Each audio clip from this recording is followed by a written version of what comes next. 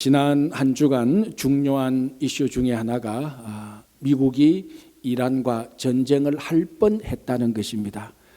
미 국회가 간신히 뜯어말리지 않았더라면, 또 주변의 몇몇 인사들이 말리지 않았더라면 정말 미국과 이란이 전쟁이 일어나고 중동의 화약고라고 불려지는 그곳에 전쟁이 일어났더라면 또 이번 한 주간의 역사가 어떻게 바뀌었을지 모릅니다. 이만큼 전쟁이라는 것은 여전히 21세기 오늘날에도 평화롭게 살기를 바라는 사람이 그만큼 많음에도 불구하고 전쟁은 멀리 있는 것이 아니고 우리들의 삶 속에 그대로 배어 있는 것하고 마찬가지입니다.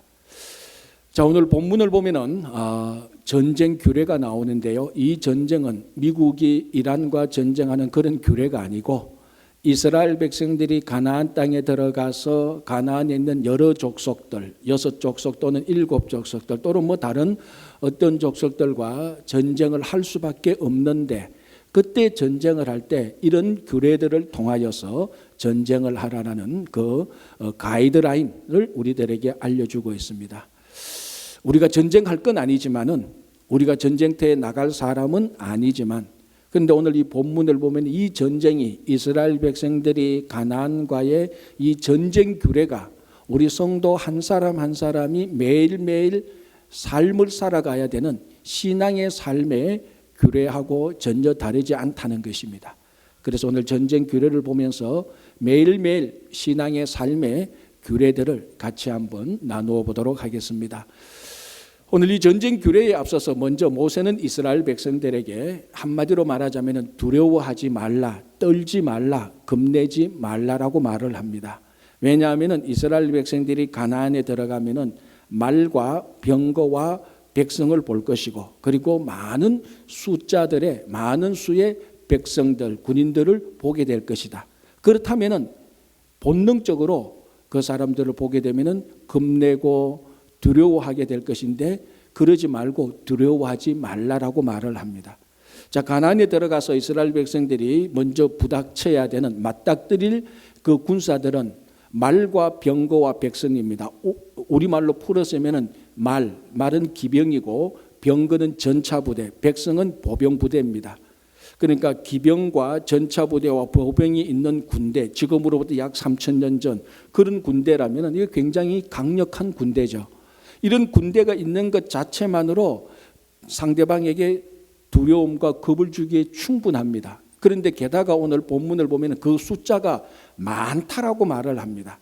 그러니까 규모가 잘 갖춰진 강력한 군대가 굉장히 많다는 겁니다. 자, 이런 사람하고 전쟁을 해야 되는 이스라엘 백성들은 당연히 겁을 내고 떨고 두려워할 수밖에 없습니다. 자, 그런데 오늘 하나님께서는 이스라엘 백성들에게 그럼에도 불구하고 두려워하지 말라라고 얘기를 합니다. 자, 사람들이 어떤 두려움에 맞닥뜨렸을 때에 가장 쉽게 본능적으로 하는 행동이 무엇인가 하면 두려움을 피하고 보자는 것입니다. 깊게 생각할 것이 없이 두려움에 맞닥뜨렸다면 일단은 피합니다. 자, 이스라엘 백성들이 38년 전에, 오늘 본문을 기준으로 약 38년 전에 가나안에 들어갈 뻔했습니다.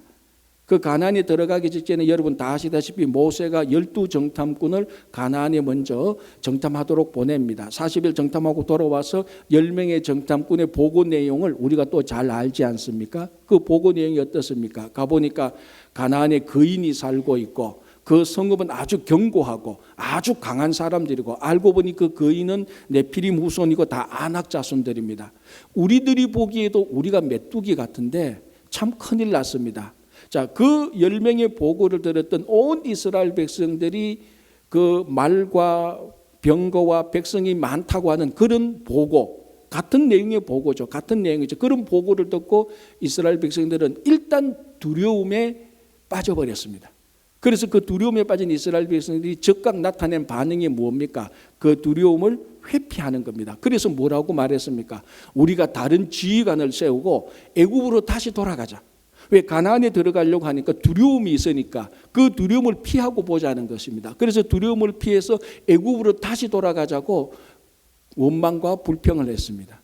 자, 그게 일반적인 사람의 반응입니다. 두려움을 맞닥뜨렸을 때 피하고 보자.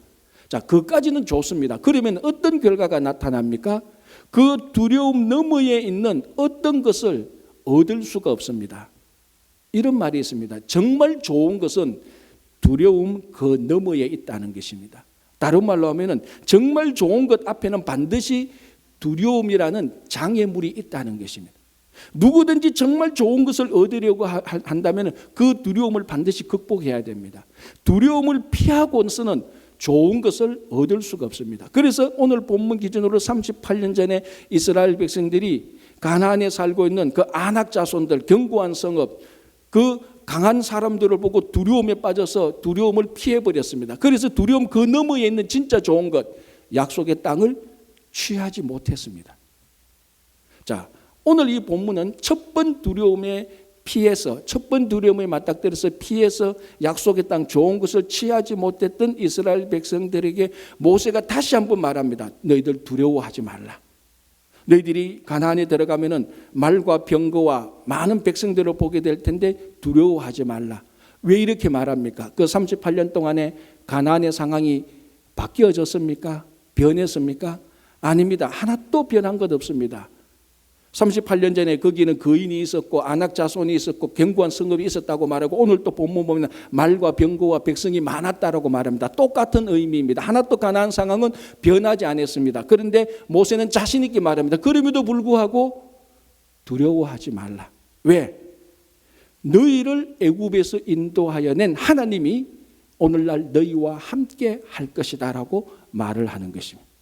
이 애굽에서 인도하여 낸 하나님이 너희와 함께 하기 때문에 두려워하지 말라는 것입니다. 그럼 애굽에서 이스라엘 백성들을 인도해낸 하나님은 어떤 하나님입니까?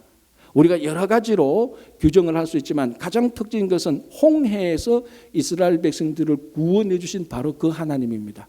자, 홍해 사건이 어떤 사건입니까? 간단하게 말하면 그 홍해에서 이스라엘 백성들은 구원하고 대신 애굽의 말과 병거와 백성들을 하나님께서 홍해에 수장시킨 사건입니다. 좀 제가 거칠게 표현하는데 양해하고 들으십시오. 그 홍해 사건은 여호와 하나님께서 애굽의 말과 병거와 많은 백성을 물에 쳐 넣은 사건입니다.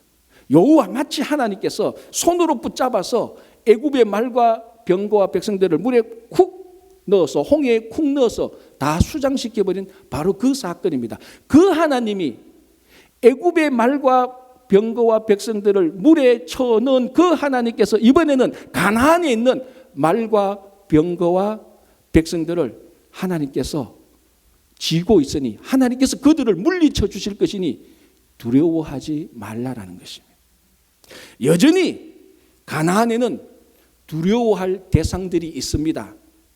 38년 전하고 똑같이. 그러나 이제는 그 두려워할 대상을 보지 말고 그 두려워할 대상들, 말과 병거와 많은 백성들을 쥐고 흔들 그 사람들을, 그 두려워할 대상들을 홍해에도 넉넉히 쳐 넣을 수 있는 그 여호와 하나님을 보고 두려워하지 말라는 것입니다.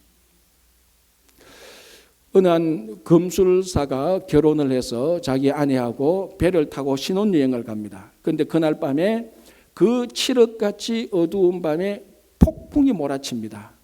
그러니까 그게 얼마나 겁이 나고 두려운 상황입니까? 그러니까 이 아내가 벌벌 떱니다. 그 칠흑같이 어두운 밤에 폭풍이 몰아치니까 그 조그마한 배가 곧 뒤집혀질 것 같고 앞도 안 보이는 그 두려움, 그 상황에서 이 아내는 두려워서 벌벌 떠는데 자기 남편은 너무나 태연하게 가만히 앉아 있는 거예요.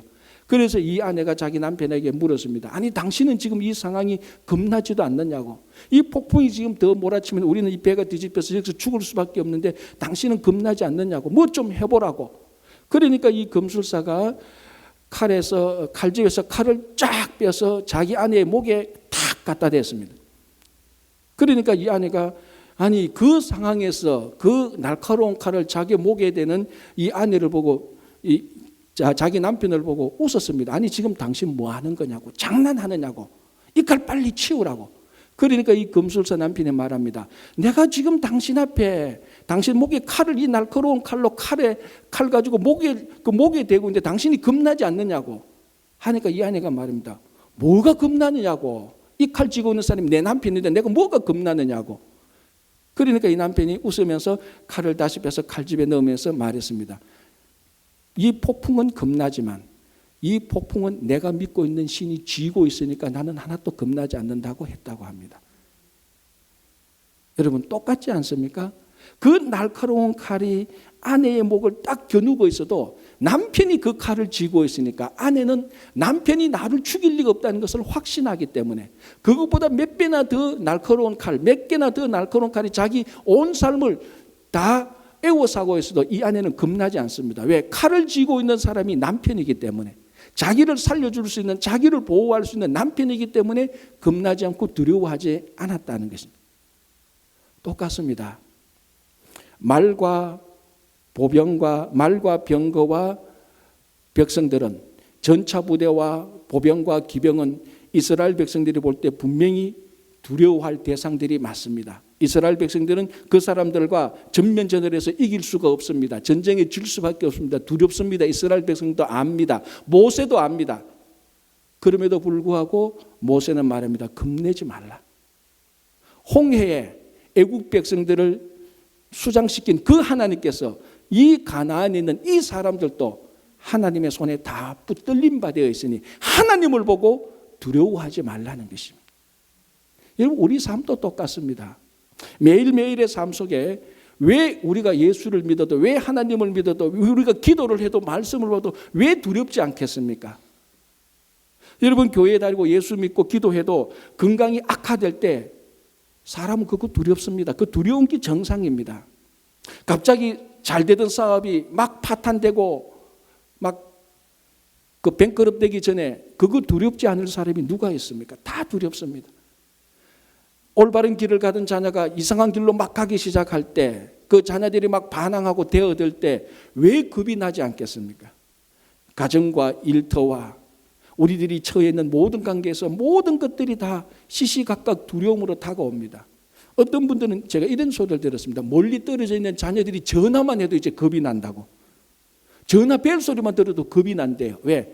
하도 사고 치는 얘기를 많이 듣고 하도 자녀들이 사고를 많이 치니까 멀리 떨어져 있는 저 서쪽에 있는 자녀들이 전화 벨 소리만 봐도 가슴이 덜컹덜컹한대요.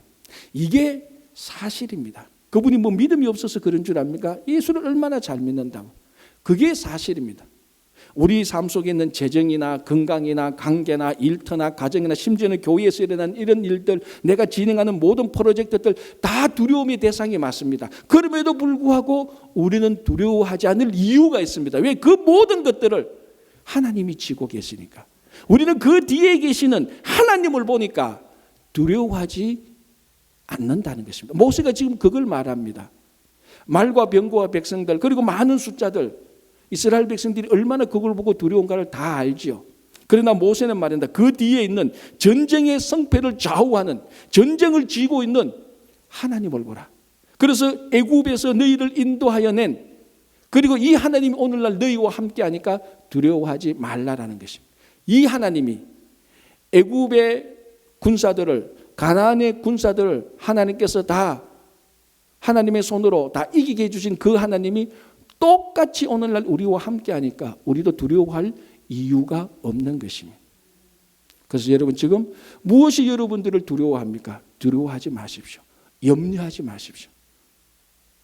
지금 제가 우리 교회 본당에 들으면서 요즘 제일 은혜 받는 게 뭔 줄 압니까? 염려하지 말라는. 아랫게 목요일 날에도 제가 약간 사소한 거 한두 개 때문에 마음에 약간 걱정이 되었습니다. 그래서 교회에 있다가 야 이거 어떻게 하지라고 생각해서 본당에 딱 들어서 불을 켜는데 제일 먼저 이게 보이더라고요. 염려하지 말라. 우리가 이거 다 갖다 붙여놓고 기도하는데 왜 우리가 염려하고 두려워하지? 마찬가지입니다. 상황은 바뀌는 거 없습니다. 그러나 이 모든 상황을 좌지우지하는 여호와 하나님을 볼 때 염려할 것도 없고 걱정할 것도 없고 겁낼 것도 없고 두려워할 것이 없습니다. 지금 여러분들이 어떤 상황에 처했든지 그 상황 뒤에 계시는 성패를 결정하는 여호와 하나님을 보시고 두려워하지 마십시오. 자, 이제 모세가 실제적으로 전쟁 규례를 말합니다. 자, 가나안에 들어가서 어떤 사람이 전쟁을 해야 될까? 그래서 오늘 5절부터 전쟁에 나갈 자들, 전쟁에 나가는 사람들에 대한 규정이 나옵니다. 가만히 읽어보면은 참 신기합니다. 이렇게 나와 있습니다. 집을 짓고 아직 집안에 들어가서 살아보지 못한 사람, 즉 집을 짓고 준공식을 하지 않는 사람 전쟁에 가지 마라. 만약 이 사람이 전쟁터 가서 죽으면 다른 사람이 그 집에 들어가서 살게 된다. 두 번째, 포도원을 만들고 그 열매를 먹지 못한 사람 전쟁터에 나가지 말라. 너가 그 사람이 전쟁터에 나가면 다른 사람이 와서 그 포도원의 열매를 먹게 된다. 세 번째, 약혼을 하고 결혼을 하지 못한 사람, 다시 말하면 약혼은 했는데 아직 살림을 차리지 못했던 사람 전쟁터에 가지 말라. 너가 전쟁터에 가서 죽으면 다른 사람이 그 여자를 차지하게 될 것이다. 그리고 네 번째, 전쟁터에 나가서 마음이 연약해서 두려운 마음이 생기는 사람은 전쟁터에 나가지 말라는 것입니다. 여러분, 이게 상식적으로 납득이 됩니까?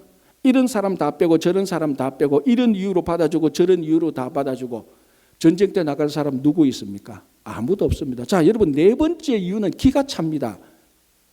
전쟁터에 나가려고 하는데 마음이 연약해서 전쟁이 두려운 사람, 너 그러면 전쟁 오지 말라는 겁니다. 우리 가운데 전쟁 나갈 사람 누가 있겠습니까? 아무리 강심장이라고 해도 말과 병거와 백성들이 수두룩한데 그것을 보고 두려워하지 않을 사람이 어디 있습니까? 다 겁나죠. 그러면 전쟁터에 참여하지 말래요. 무슨 이게 전쟁입니까? 전쟁이 안 되는 겁니다. 그런데 오늘 하나님께서 모세를 통하여서 그런 사람들을 다 빼고, 그런 사람들 빼고, 그런 이유들을 가진 사람 다 빼고 사람들을 뽑아서 전쟁을 하라는 것입니다. 왜 이럴까요? 이게 상식적인 일반적인 전쟁이 되지 않는 상황입니다. 왜냐하면 이 모든 전쟁의 근본적인 목적은 샬롬, 평화에 있기 때문에 그렇습니다. 여러분, 이 오늘 이스라엘 백성들이 가나안에 들어가서 가나안의 여러 족속들과 전쟁을 해야 되는 이유, 또는 구약 성경 전체에 나타나는 전쟁을 해야 되는 근본적인 이유, 그거는 상대방을 죽이고 정복하고 없애고 상대방 것을 뺏어오기 위한 그런 전쟁이 아닙니다. 오늘 이 전쟁의 궁극적인 목적은 평화, 하나님의 평화를 유지하기 위해서입니다. 그래서 약속의 땅에 들어가서 이스라엘 백성들이 평화롭게 살기 위하여서 어쩔 수 없이 전쟁을 하는 겁니다. 가나안 사람을 무작정 죽이려고 전쟁을 하는 것이 아니고, 가나안 사람들이 가진 것을 무작정 뺏어오려고 전쟁을 하는 게 아니고, 이스라엘 백성들이 가나안 땅에 들어가서 집을 짓고 살고 포도원을 짓고 살고 결혼해서 가정을 세우고 평화로운 가정을 세우고 마음 편안하게 살기 위해서 전쟁을 하는 겁니다. 그런데 오늘 보니까 그런 사람들을 데리고 전쟁에 나간다? 아니, 지금 이 사람들은 원래 전쟁의 목적대로 살고 있는 사람들인데, 집을 짓고 포도원을 짓고 약혼을 하고 결혼 준비를 하고 있는 사람, 이런 사람들을 전쟁터에 데리고 가면, 원래 전쟁의 목적대로 살고 있는 사람을 전쟁터에 데려가서 희생시킨다? 이게 논리적으로 모순이라는 겁니다.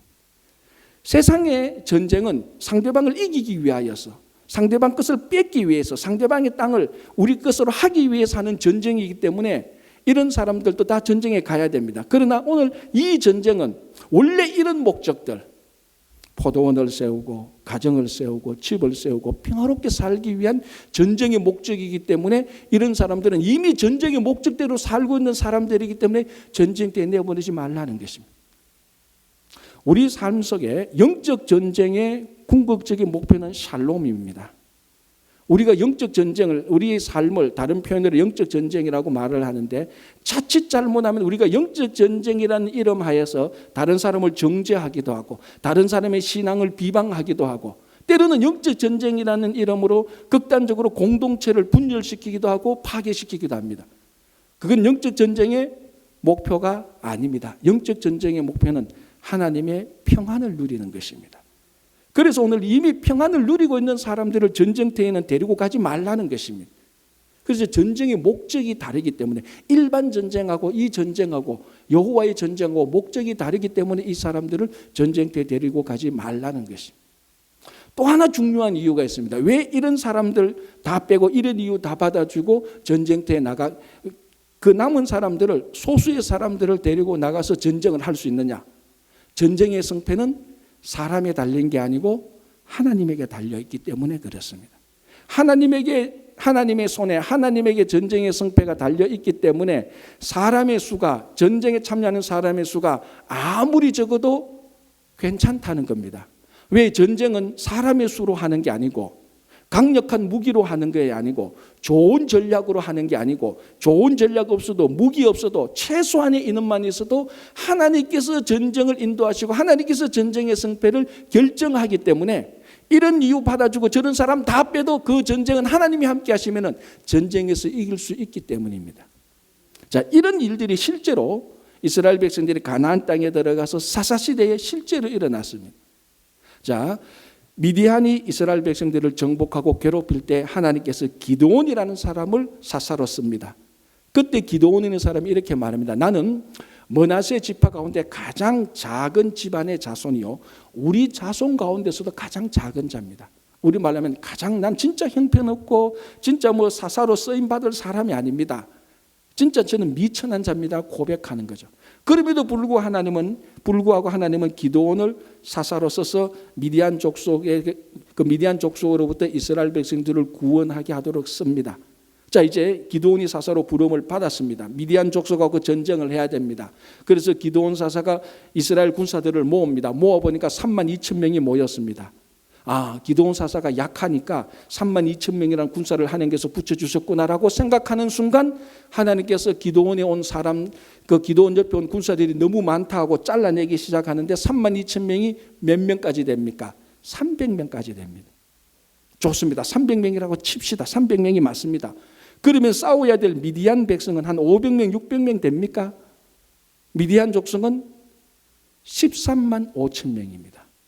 아니 3만 2천 명하고 원래는 3만 2천 명의 군사하고 13만 5천 명하고 싸우려 그래도 이게 5대1 정도인데 한 명이 5명을 이겨야 될까 말까 한데 하나님 같았으면 3만 2천 명을 한 15만 명, 20만으로 인원을 많이 해놔야 많이 붙여줘야 전쟁이 될 건데 줄여서 3만 2천 명을 300명으로 만들어 놓고 상대방은 13만 5천 명입니다. 일당 450입니다. 기드온의 용사 한 명이 미디안 용사 450명을 물리쳐야 그 전쟁에서 승리할 수 있습니다. 우리가 보통 그러죠. 야, 우리는 숫자가 적어도 우린 저 사람들을 이길 수 있어. 왜? 우리는 일당 100이니까. 우리는 일당 100만 해도요 최고의 군사라고 자부합니다. 아, 우리 몇 명 없어도 괜찮아. 저 100명, 200명 있어도 괜찮아. 우린 다 일당 100이잖아. 그런데 오늘 이 기드온의 용사는 일당 450을 해야 미디안 용사를 이길 수 있습니다.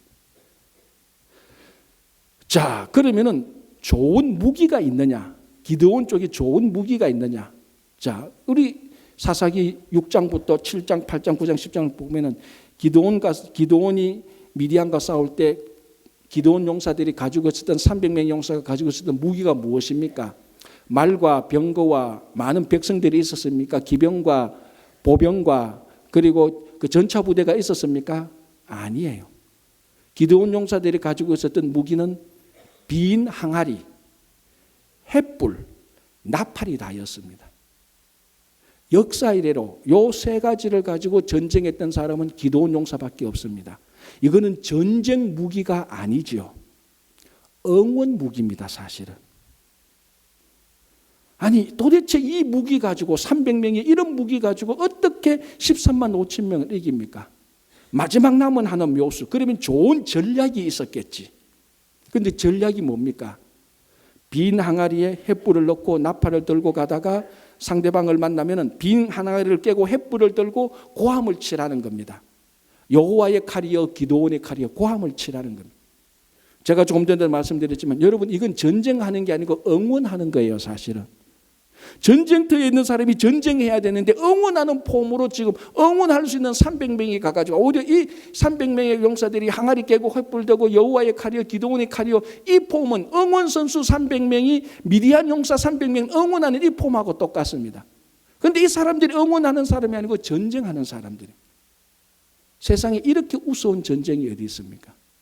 그런데 이 전쟁을 이렇게 했는데 우리 사사기를 보면은 미디안의 13만 5천 명이 자기끼리 내분이 일어나서 자기끼리 찢고 뽑고 싸우고 해서 15,000명만 딱 남습니다. 12만 명이 거기서 그 자리에 죽고 15,000명도 이 300명이 따라가서 그 사람들을 다 죽입니다. 왜 그렇습니까? 전쟁의 승패는 하나님에게 달렸다는 것을 명백히 보여줍니다. 이 전쟁의 승패는 하나님의 손에 달렸기 때문에 32,000명을 300명으로 줄이고 전쟁 무기를 칼과 탱크와 총과 창과 방패를 다 제거하고 싸우는 방법을 기습작전을 쓰는 것이 아니고 그냥 고함을 치는, 이길 수 없는, 승리할 수 없는 전쟁을 하나님께서 승리하게 만들어줌으로 말미암아 이 전쟁의 승패는 하나님이 결정한다는 것을 알려줍니다. 그래서 오늘 하나님께서 이스라엘 백성들, 가나안과 싸울 수 있는 이스라엘 백성들, 이런 사람들 빼고 저런 사람들 빼고 이런 이유 들어주고 저런 이유 들어주고 극소수의 사람들을 가지고 전쟁을 합니다. 왜? 하나님이 전쟁을 하니까, 하나님이 승패를 결정지으니까. 이 전쟁 규례는 우리 신앙의 삶의 규례하고 같다 그랬습니다. 우리가 보통 이렇게 생각합니다. 누구나가 다 이렇게 생각하죠. 정말 우리 인생의 성공은 어떻게 생각하고, 내가 많은 사람들을 알고 있고, 내가 많은 사람들과 연결되어 있고, 내가 많은 인맥을 가지고 있고, 내가 많은 사람들을 통해서 어떤 큰 일을 할 수 있고, 그럴 때 우리는 성공했다고 생각합니다. 아니면 내가 많은 권력을 가지고 있고 명예를 가지고 물질을 가지고 있을 때, 막강한, 마치 군인이 막강한 무기를 가지고 있는 것처럼 막강한 권력과 막강한 물질을 가지고 있을 때, 아니면은 내가 아주 똑똑하거나 능력이 있거나 그럴 때 우리는 그래도 성공한 인생 또는 출세한 인생이라고 말할 수 있습니다. 그러나 오늘 이 전쟁 규례가 우리 삶의 규례라고 생각한다면 우리 인생의 성패는 권력과 무기와 명예와 많은 인맥과 내 똑똑함과 능력에 좌우되는 게 아니고 나를 붙들고 있는 하나님에 의해서 내 인생이 결정되는 겁니다. 그래서 오늘 이 시간부터라도 내 삶을 하나님의 손에 맡기는 순간부터 그 인생은 진짜로 성공하기 시작하는 삶이 되는 겁니다. 그래서 진짜로 신앙 안에서, 하나님 안에서 성공하는 인생은 세상이 세상이 가지고 있는 업적이나 성취나 능력에 좌우되는 게 아니고 말과 기병과 보병과 전차 부대에 결정되는 것이 아니고 여호와 하나님의 손에 의해서 결정된다는 것입니다. 우리 삶의 인생이 똑같습니다. 연약하고 부족하고 명예도 없고 권력도 없고 똑똑하지도 못하고 배운 것도 없고 잘나지도 못하고 내 아는 사람도 없고 그 인생이 실패한 것입니까? 아닙니다.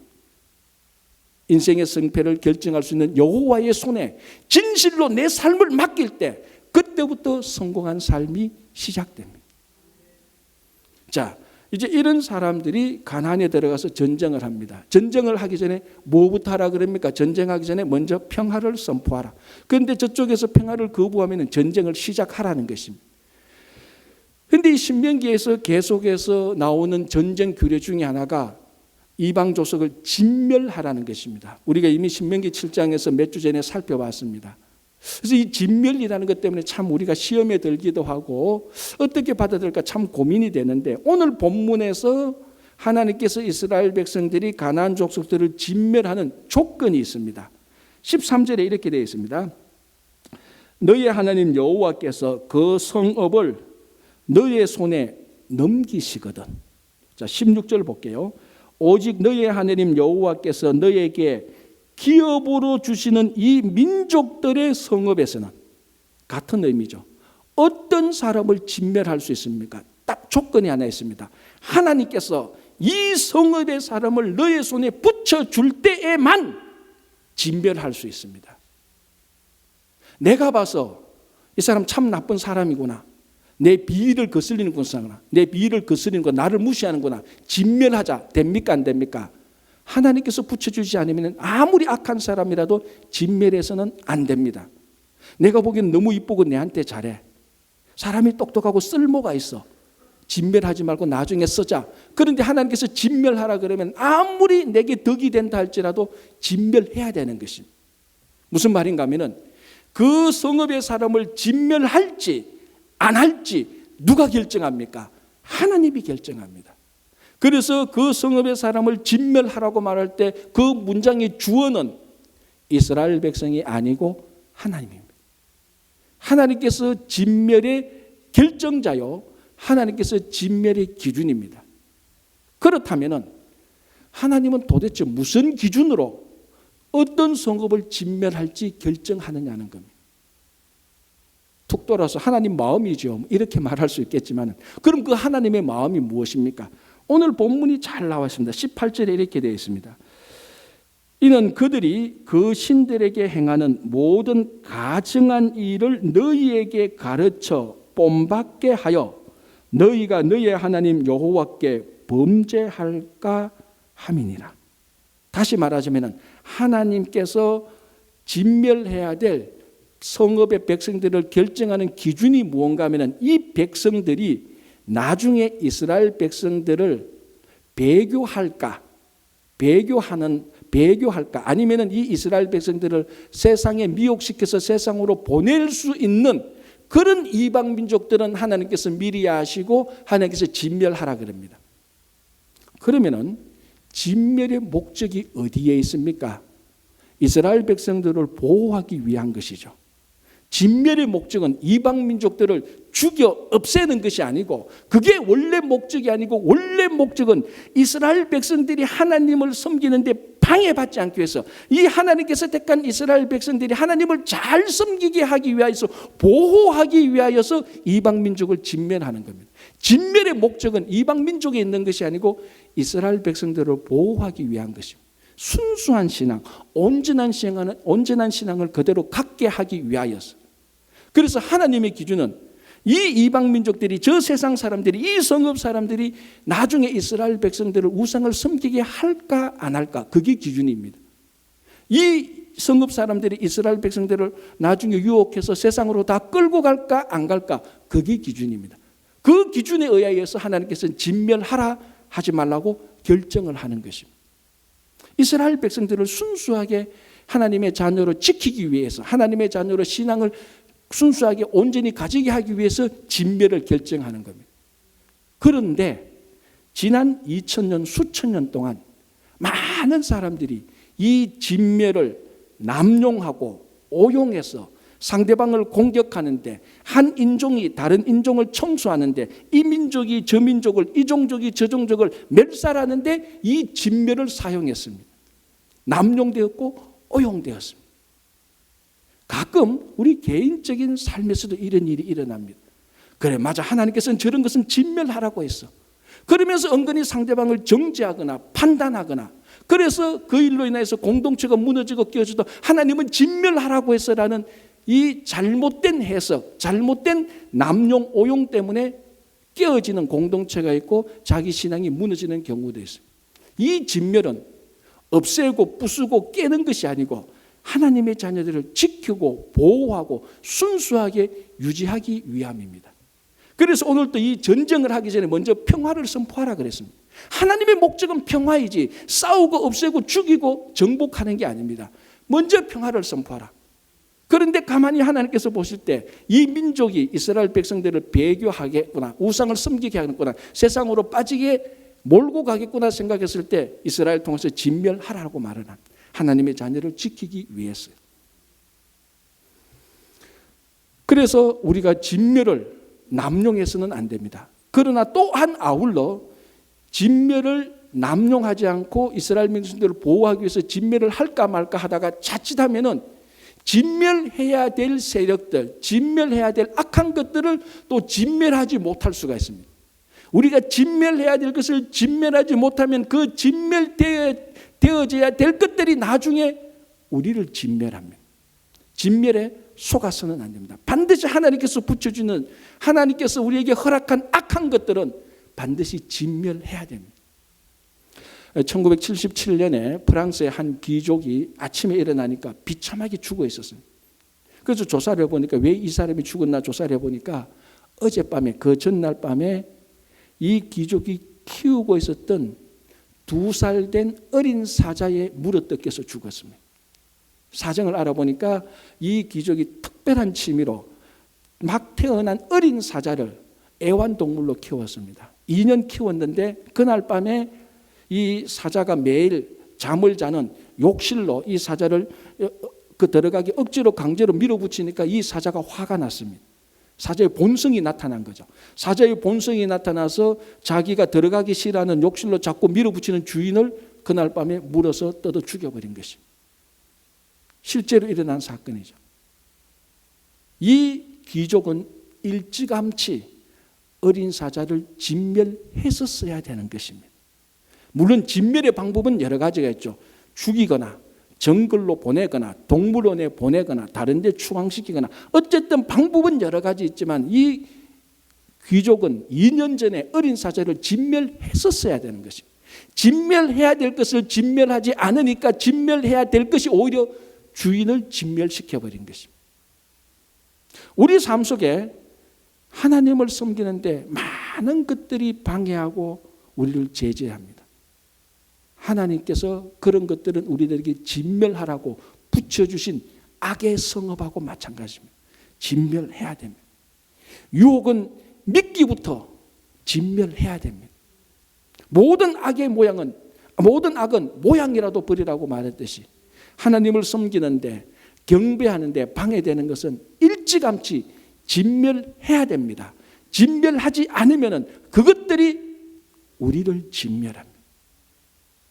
그러나 다시 말씀드리지만 이 진멸의 목적은 하나님께서 우리 신앙을 지키고 보호하기 위함이라는 것을 명심하시기 바랍니다. 여러분, 이것이 전쟁 규례입니다. 이 전쟁 규례는 우리 삶의 규례하고 똑같습니다. 매일매일 오늘 살아가는, 내일 살아가는 월요일이나 수요일이나 토요일이나 주일이나 우리가 매일매일 살아가는 일상생활의 규례가 전쟁 규례 안에 다 들어가 있습니다. 여러분, 삶의 많은 것들이 우리를 두렵게 합니다. 더 이상 겁내지 마십시오. 이 모든 일의 결정은 하나님께서 하십니다. 우리 삶의 성패는 하나님의 손에 달려 있습니다. 그 애굽에서 이스라엘 백성들을 인도하신 하나님께서 이스라엘 백성들과 함께 하시겠다고 약속하시는 그 하나님이 오늘 이 말씀을 통해서 우리와 함께 하시겠다고 똑같이 약속을 합니다.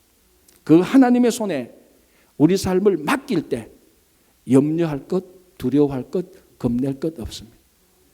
당장 이 시간부터 우리 삶을 하나님 손에 맡길 때 염려할 것 없고 그때부터 진짜 성공한 삶이 시작됩니다. 그래서 여러분, 나중에 하나님 가서 정말 성공한 삶의 모델이 되시기를 간절히 바랍니다.